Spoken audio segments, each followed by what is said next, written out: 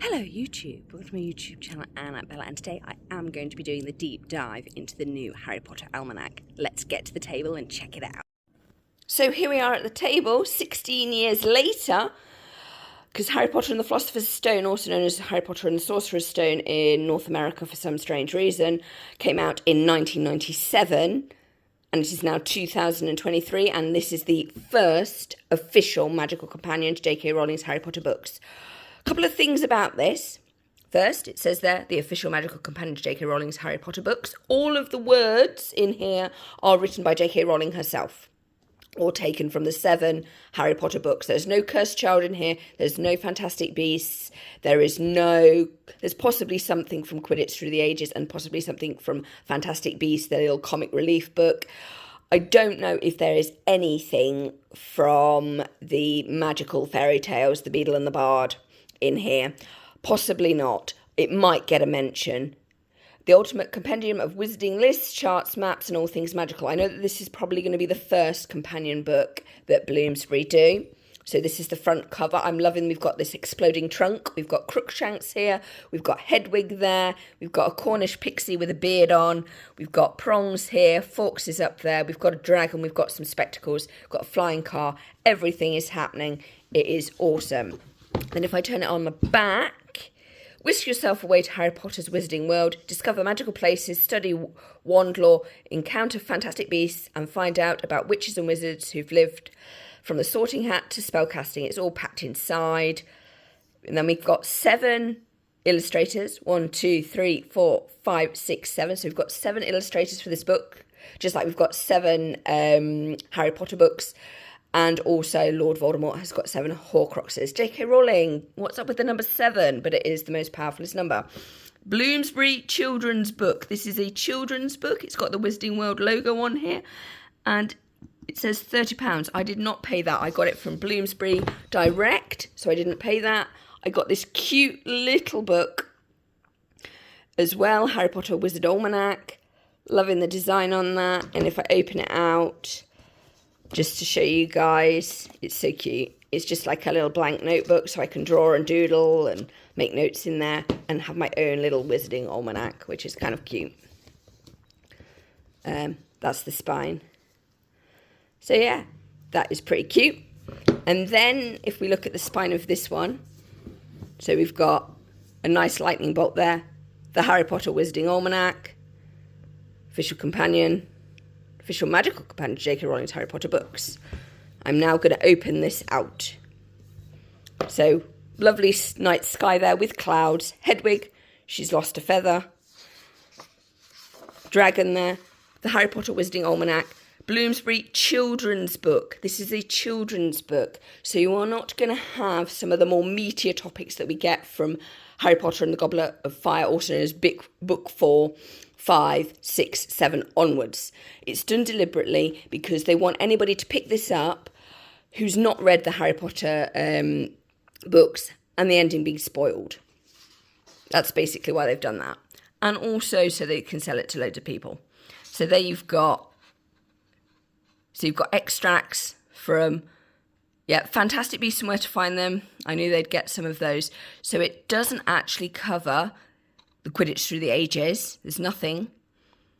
And it doesn't actually cover Tales of the Beadle and the Bard either.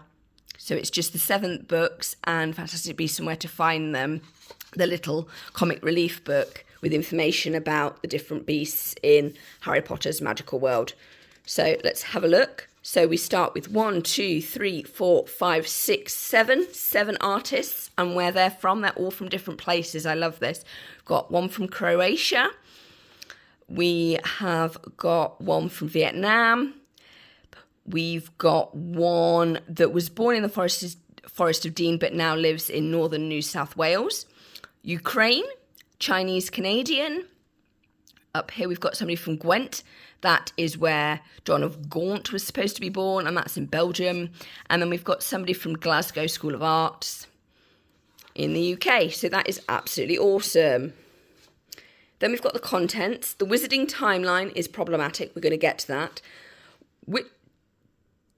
The witches and wizards who lived, sports, people and everything wizarding, spellbinding spaces and peculiar places, Hogwarts, spells and charms and unforgivable curses, ministering of magic and inspiring institutions, beasts, beings and botanicals, appendices. What we love about the timeline, we love this part of the timeline. So we get all the backstory, and this timeline goes from 382 BC. So that is all cool. We also have the name of Lord Voldemort's first victim, Myrtle Elizabeth Warren, and that was in 1943. Then we've got the Global Wizarding War, and then we've got when Tom Riddle attended Hogwarts, which is really important. And then we have the whole issue with the timeline. In Harry Potter and the Philosopher's Stone, known as Sorcerer's Stone, and Harry Potter and the Chamber of Secrets, Harry speaks about Dudley's PlayStation and being able to go on a desktop computer. The books came out in 1997. When this was supposed to be happening, they weren't invented yet. So Harry arrives at Privet Drive in 1981 on the official timeline, and he gets 1991. Well, there weren't any PlayStations. I'm just pointing that out. So we have an issue. J.K. Rowling's never been great at maths, to be fair. But also I think she wanted to disassociate the first generation of Potterheads away from the timeline. But that's just me knowing that she does like her control, as we know. So that's basically it. There's the timeline. Happy times. Then we've got 1, 2, 3, 4, 5, 6, 7 portraits. And it's really important who we've got. Albus Dumbledore, Rubeus Hagrid, Dobby, Harry himself, Ron, Lord Voldemort and Nagini, and Hermione in The Witches and Wizards Who Lived. We're not going to spend too much time. So this is information on Harry, information on Letters to No One, packing for Hogwarts. I'm loving the styles of the artwork are just great. Then we've got Friends, Ronald Weasley, Hermione. Notice that they've got quite a lot of writing. Luna Lovegood gets her little bit. Neville gets his bit. Rubeus Hagrid, Dumbledore, Draco, Severus. Now, Lord Voldemort's page doesn't have a lot of writing on. In fact, it's told in pictures, and it's done because that reflects his personality, because he doesn't like to tell you anything, pretty much. But it also protects the plot. See, everybody else gets these nice, big, chunky, paragraphy bits. He does not. And it's done like that for a reason. It reflects his personality, but it also enables a 5-year-old to be able to pick up this book and not get scared the pants off, basically. Lord Voldemort and Nagini, beyond the reach of magic. Yeah, it's just lovely. Then we've got 1, 2, 3, 4, 5, 6, 7 portraits again. It's a theme. Sports people, everything wizard. So there's so much going on these pages that you do have to sit down and read and look everywhere. And that's the beauty of this book. It actually makes you look at every single piece of information is important. Look at these. See, these are Horcruxes. So we're on the book. So we've got his diary. Then we've got Wizarding News, and I love how they've done that. Magical means of travel. So all about that. Portkeys, brooms, Flu Network, dragons. There's no carpets, though. The night bus. Food. Food. Celebrations. Clothing. It just goes on. Sayings and superstitions. Quidditch. Some of this has got to be taken from Quidditch. Quidditch Through the Ages. I'm sorry. But it says it isn't. But there you go. And then we've got 1, 2, 3, 4, 5, 6, 7 again. Spellbinding spaces and peculiar places. The Wizarding World of the UK. Draco Malfoy lives in Wiltshire. Just so you know. The Haggleton, whatever. Where the Riddle House is and the graveyard. We're not told where that is. So you can't go and find it. There's a lot of Cornwall, London, obviously, and Scotland. If you want to know more, look it up. And then it's just stunning. Some of this is stunning. Then we've got Diagon Alley, Apothecary, Ollivanders. Now this is interesting, who's next to who. So we've got Rubeus Hagrid's wand here. It's actually opposite Tom Riddle's wand, because obviously they went to Hogwarts around about the same time. Then you've got Bellatrix Lestrange wand next to Tom's wand, which is kind of cool. So, and there's information there. Then we've got the Weasley's Wizarding Wheeze, number 12 Grimmauld Place, the Burrow, Hogsmeade. I've not actually looked or even read some of this yet. The pages are just too stunning. They really absolutely are. It is a stunning, stunning book.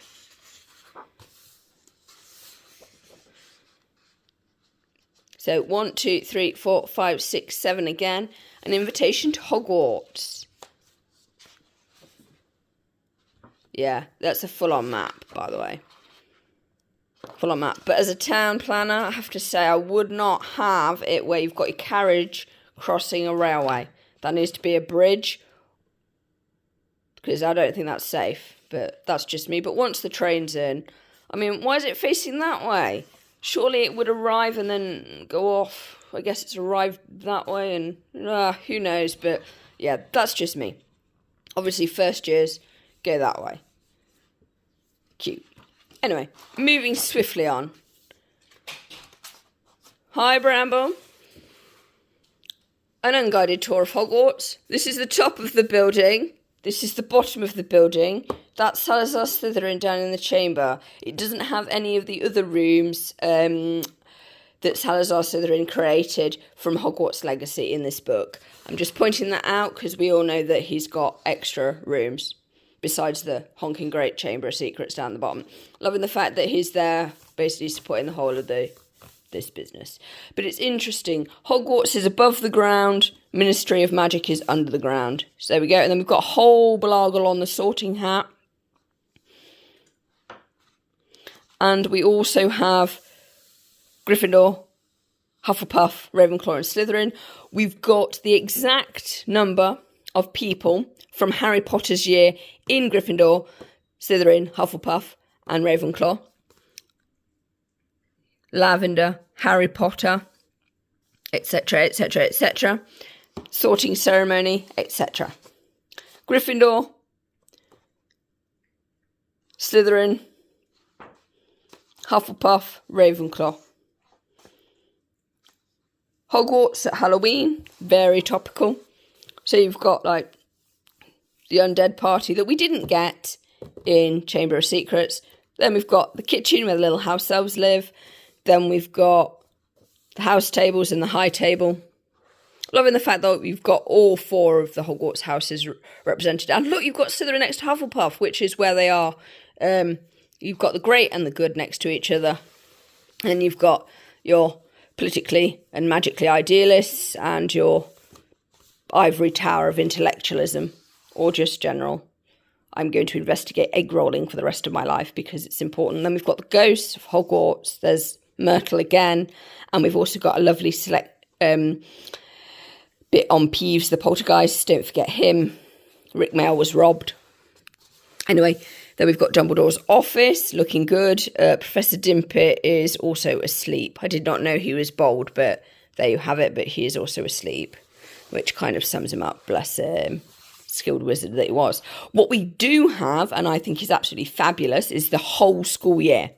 So we've got the school song there. We've got what happens in the autumn term. We've got what happens in the spring term. What happens in the summer term. All on one page so you can see it. Because in the book, yes, we did get the autumn, spring and the summer term, but we didn't really get all of these events. Not necessarily in the first book. We didn't get Valentine's Day. That would just be stupid. And then we've got Have a Very Harry Christmas. So all the things that happen at Christmas. See, look at this down here. There's just stuff on every page. Then you've got the House Cup, rubies, emeralds, sapphires. Not quite sure what Hufflepuff get. Does it even tell you?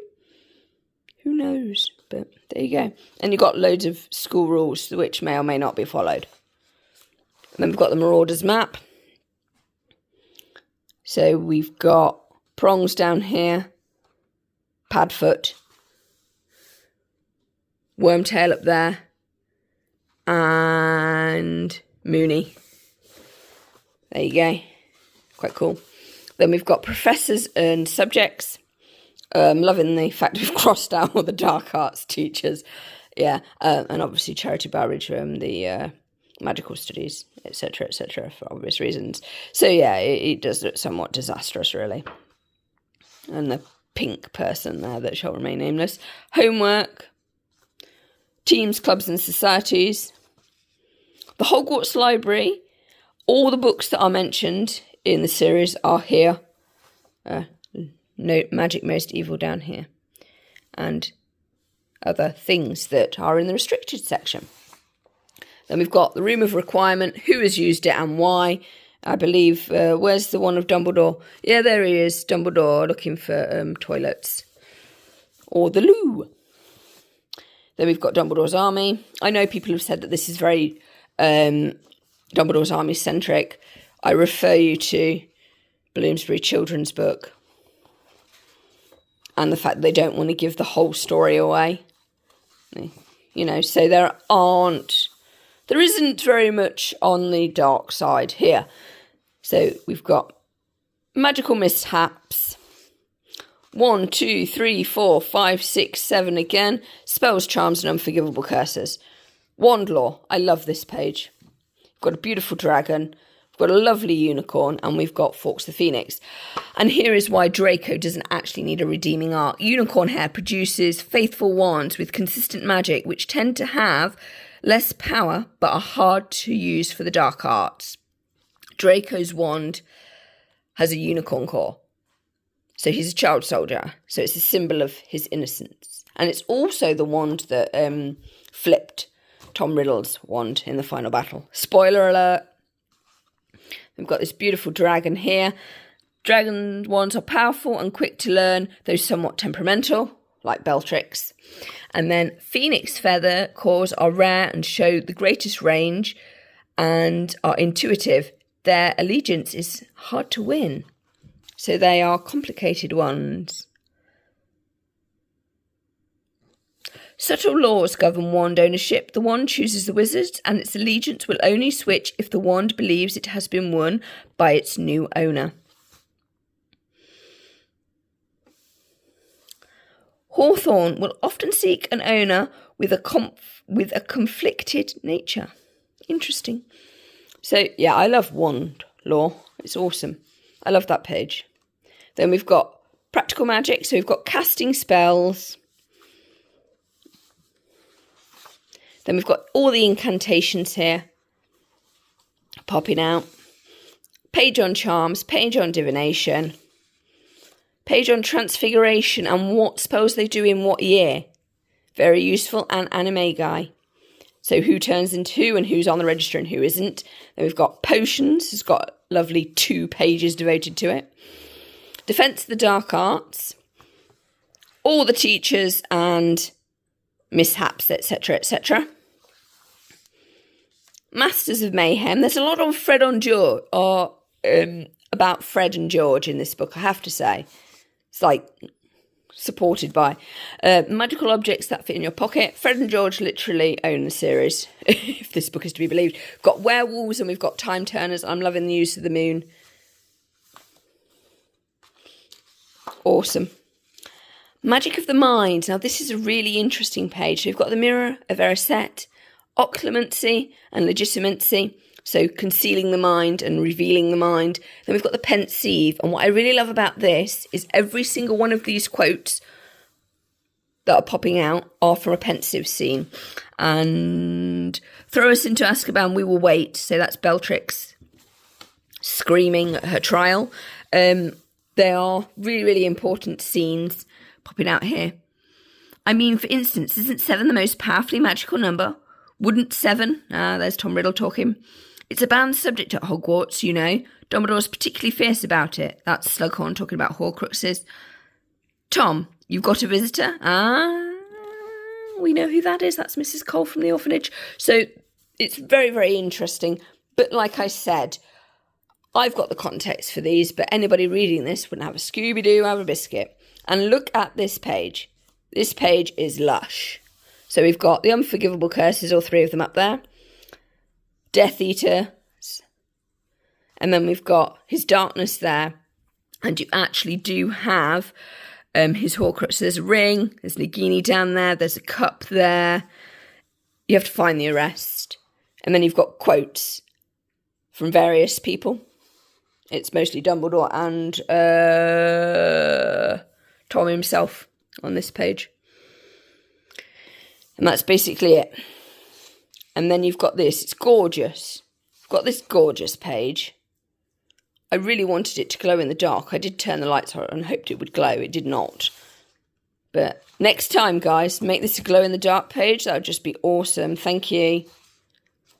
Patronuses, that is just a gorgeous page. They both are gorgeous. And it's really a lot of effort. And we've got 1, 2, 3, 4, 5, 6, 7. Ministering Magic and Inspiring Institutions. The Ministry of Magic, so all about that. Then we've got a tour. Remember, Hogwarts is above the ground. Ministry of Magic as an adult is all below ground. You get all the information, various rooms, how they're used, etc., etc. Love that. Really useful. Then we've got the Department of Mysteries. Stuff is taken from the books and given no further explanation. But it's nice to see the department all here. The locked door. Drifting along in the sparkling current inside was a tiny, jewelled, bright egg. As it rose in the jar, it cracked open and a hummingbird emerged, which was carried to the very top of the jar. But as it fell on the draught, its feathers became bedraggled and damp again, and by the time it had been borne back to the bottom of the jar, it had been enclosed once more in its egg.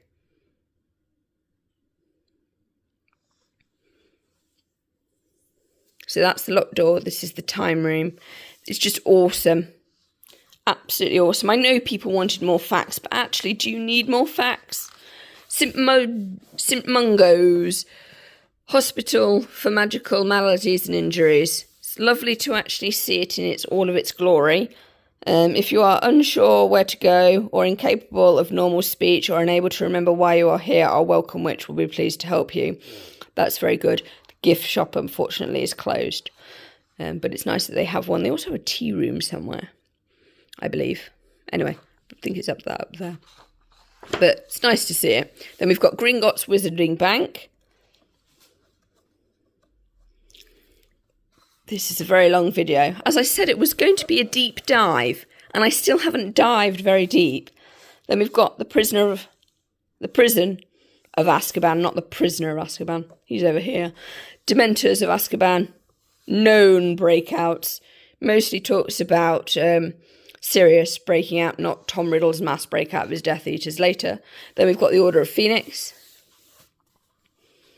And this is the Dumbledore. So you've got all of the ones from the first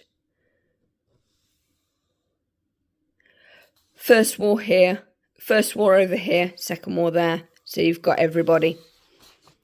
1, 2, 3, 4, 5, 6, 7. Beasts, beings, and botanicals. Wizarding pets. Scabbers, should he really be on this page? But like I said, spoilers. Oh, and Trevor, to give you a heads up, Trevor eventually ended up living in Hogwarts Lake. I'm just letting you know, he gave Neville the slip, and Neville never looked for him, but he knew that he was there. Just letting you know. Household pests, dragons, Ukrainian iron belly,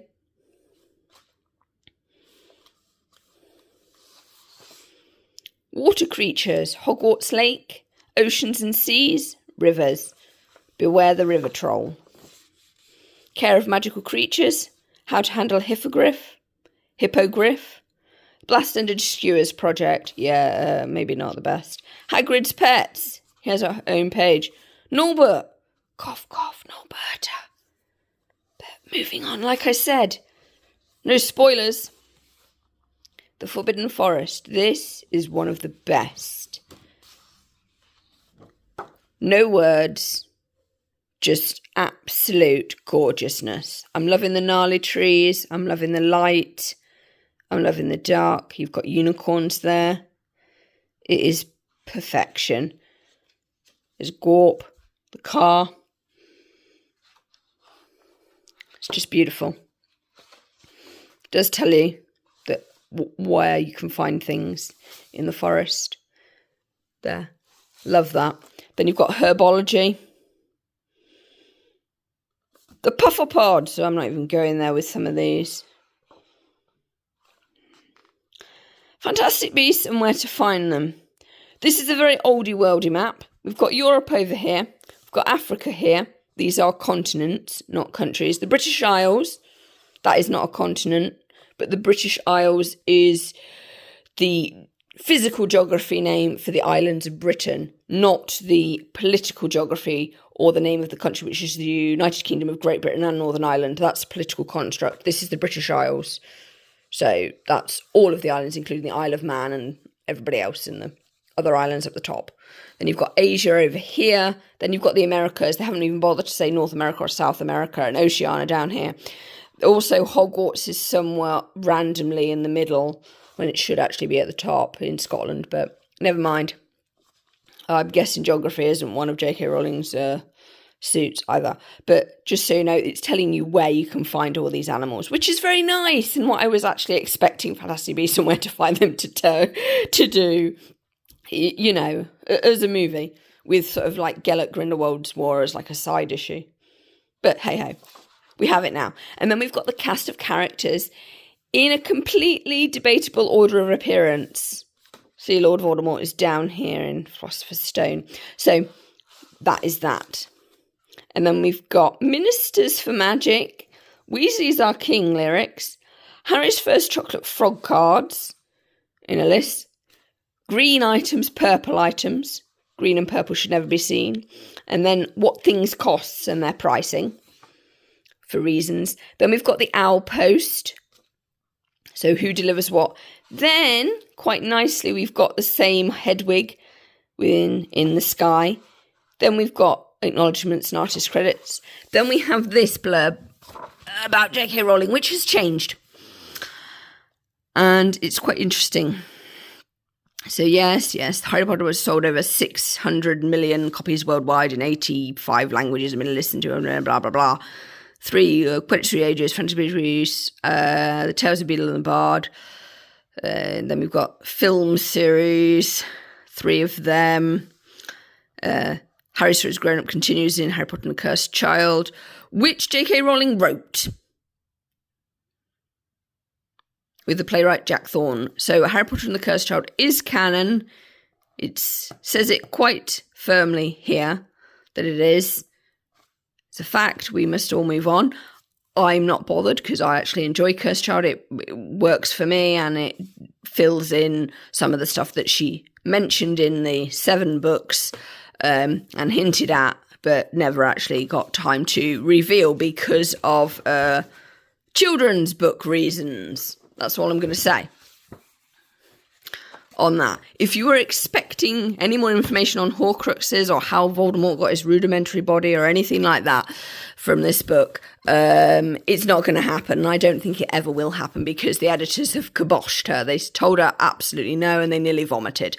So you ain't going to find out.